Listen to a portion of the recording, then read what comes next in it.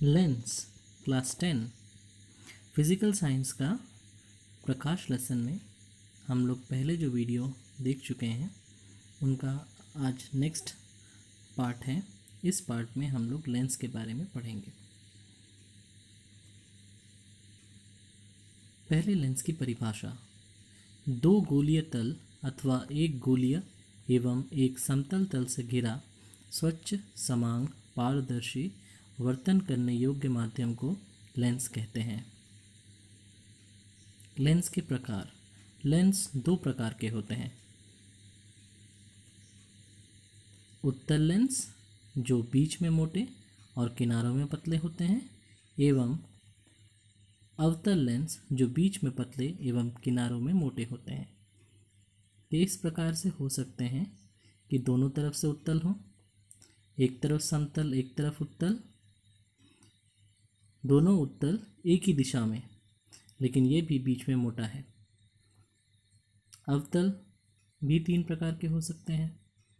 ये दोनों तरफ से अवतल, ये एक तरफ समतल एक तरफ अवतल, और ये दोनों तरफ से अवतल लेकिन दोनों एक ही तरफ, दोनों सतह एक ही तरफ मुँह किए हुए। वक्रता केंद्र। किसी एक लेंस के दो गोलीय सतह हैं। इस तरफ एक सतह जिसका केंद्र C1, इस तरफ एक और सतह केंद्र C2। कहने का मतलब पॉइंट A से C1 तक इस सतह का अर्धव्यास है और पॉइंट B से C2 तक दूसरे तरफ के सतह का अर्धव्यास है। अवतल लेंस के क्षेत्र में भी इस तरफ एक सतह, उस तरफ दूसरी सतह, इस तरफ C1 सेंटर मतलब वक्रता केंद्र और उस तरफ C2 वक्रता केंद्र। तो वक्रता केंद्र किसी लेंस के जो सतह हैं दोनों साइड्स में उन सतह के केंद्रों को कहते हैं। एवं अवतल के क्षेत्र में भी A से C1 एक वक्रता अर्धव्यास है और दूसरा तरफ का वक्रता अर्धव्यास है B से C2। वक्रता केंद्र के साथ हम लोग वक्रता त्रिज्या पढ़ेंगे। जो लाइन अभी बनी उसे हम R1 नाम दे रहे हैं। ये है अर्धव्यास जिन गोलीय सतह से घिरा हुआ है लेंस, उसका अर्धव्यास। एक उस तरफ R1, एक दूसरी तरफ R2।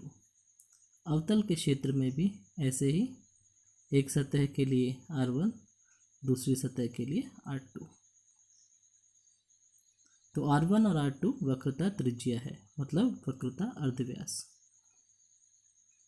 C1 से C2 या फिर C1 C2 से गुजरती हुई सीधी सरल रेखा प्रधान अक्ष कहलाती है। प्रकाश केंद्र। किसी लेंस का ये है प्रधान अक्ष। इस पर तिरछी अगर कोई प्रकाशीय किरण पड़े तो अगर लेंस ना होता तो प्रकाशीय किरण इस तरफ डॉटेड लाइन की तरह से सीधी चली जाती, लेकिन लेंस की वजह से प्रकाशीय किरण मुड़ेगी। पहली बार मुड़ी अभिलंब की ओर तो ये क्लॉकवाइज मुड़ी, जब बाहर निकलेगी तब एंटी क्लॉकवाइज मुड़ेगी।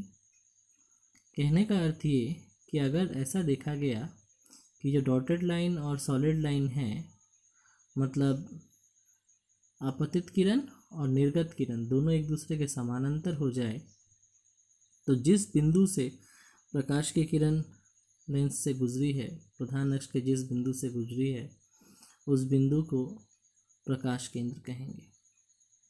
अगर एक पतला लेंस लें तो इतना सब कुछ पता नहीं चलेगा। वहाँ पर जस्ट ऐसा ही लगेगा कि प्रकाश की किरण एकदम सीधी निकल गई। कहने का मतलब किसी लेंस के जिस बिंदु से प्रधान लेंस के अंदर जो प्रधान अक्ष है उसके जिस बिंदु से गुजरने वाली किरण की दिशा में परिवर्तन नहीं होती उसे प्रकाश केंद्र कहते हैं। मुख्य फोकस। उत्तल लेंस के क्षेत्र में ये प्रधान अक्ष या आपतित किरणें आपतन के बाद सब एक बिंदु से पास हो रही हैं, इस बिंदु को मुख्य फोकस कहेंगे। ठीक उसी तरह से अवतल के क्षेत्र में भी प्रधान अक्ष समानांतर किरणें प्रधान अक्ष से वर्तन के बाद फैलेंगी, मानो एक बिंदु से फैल रही हैं, उस बिंदु को भी मुख्य फोकस कहा जाएगा। तो परिभाषा ऐसी हुई कि लेंस के प्रधान अक्ष के समानांतर प्रकाश की किरणें लेंस से वर्तन के बाद प्रधान अक्ष के जिस बिंदु पर वास्तव में मिलती हैं या प्रधान अक्ष के जिस बिंदु से फैलती हुई प्रतीत होती हैं, उसे लेंस का मुख्य फोकस कहते हैं। उत्तल लेंस द्वारा प्रतिबिंब गठन, जैसे हमने दर्पण के क्षेत्र में देखा था, उसी तरह लेंस के क्षेत्र में भी अलग अलग पोजीशन पर वस्तुओं के कारण अलग अलग तरह के प्रतिबिंब बनेंगे। नंबर 1, वस्तु अगर अनंत पर हो तो पहले हम लोग चित्र बनाने के लिए लेंस बनाएंगे। प्रधान अक्ष, आपतित किरणें, अनंत से आने वाली किरणें समानांतर आएंगी और मिल जाएंगी मुख्य फोकस पर। तो कहने का मतलब ये कि प्रतिबिंब जो है छोटा बनेगा मुख्य फोकस पर, वास्तविक एवं उल्टा बनेगा। अगर वस्तु अनंत और 2f के बीच हो तो उस क्षेत्र में 2f और अनंत मतलब एकदम बाईं तरफ बहुत दूर, वहाँ से लेकर 2f पे कहीं भी अगर वस्तु हो, मान लेते हैं यहाँ पे वस्तु है, तो प्रकाशीय किरण एक समानांतर अगर जाए प्रधान अक्ष के तो वो तो फोकस से पास होगी, और दूसरी ऑप्टिकल सेंटर से प्रकाश केंद्र से जाए तो बिना विचलित हुए सीधी निकल जाएगी। कहने का मतलब ये कि इस तरह से जहाँ पे ये दोनों किरणें मिलेंगी वहाँ पे प्रतिबिंब बनेगा। ये प्रतिबिंब जो है वस्तु से छोटा है, f और 2f के बीच है, वास्तविक है, उल्टा है। ठीक इसी तरह से वस्तु अगर 2f पर हो तो पहली किरण समानांतर प्रधान अक्ष के मुख्य फोकस से गुजरेगी, दूसरी ऑप्टिकल सेंटर या प्रकाश केंद्र से सीधी निकल जाएगी। लगेगा मानो ये 2f पर ही प्रतिबिंब बना है। तो हम लोग कह सकते हैं कि जो प्रतिबिंब है वो वस्तु के समान आकार का है, 2f पर बना है, वास्तविक है एवं उल्टा है। वस्तु अगर 2f और f के बीच हो तो उस क्षेत्र में प्रतिबिंब कैसा बनेगा? ये है वस्तु, ये समानांतर किरण मुख्य फोकस से गुजरी दूसरी ऑप्टिकल सेंटर से, जो प्रतिबिंब बनेगा वो 2f के भी पार बनेगा। जैसा हम लोगों को दिख रहा है, वस्तु जैसे जैसे करीब आ रहा है प्रतिबिंब दूर जा रहा है और बड़ा होते जा रहा है। इस बार प्रतिबिंब वस्तु से बड़ा है, अनंत और 2f के बीच में है, वास्तविक है एवं उल्टा है। और आगे बढ़ते हैं। अब की बार वस्तु f पर है, यहाँ पर पहली किरण समानांतर लिए हैं प्रधान अक्ष के, मुख्य फोकस से गुजरेगी, दूसरी किरण ऑप्टिकल सेंटर से या प्रकाश केंद्र से सीधी निकल जाएगी। ये दोनों कभी नहीं मिलेंगे क्योंकि समानांतर है। मान सकते हैं कि अनंत पे जाके मिलेंगे, तो अगर अनंत पे जाके मिलेंगे तो अनंत बड़ा प्रतिबिंब बनेगा, उल्टा बनेगा। तो कहने का मतलब ये कि प्रतिबिंब अनंत आकार का होगा, अनंत पर बनेगा, वास्तविक एवं उल्टा होगा।